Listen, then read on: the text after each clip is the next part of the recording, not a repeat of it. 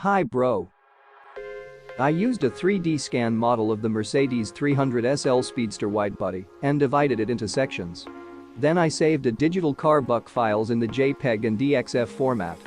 These digital car-buck files need to print on a regular paper printer or need to cut on a CNC or laser machine to obtain wooden car-buck sections.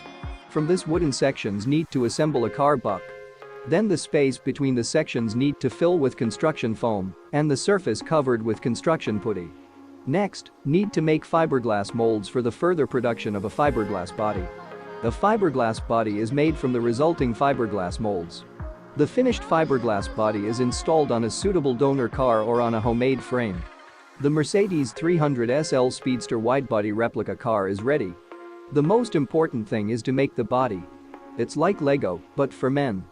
Many of my clients make this without any experience. If you need digital car-buck files, then welcome!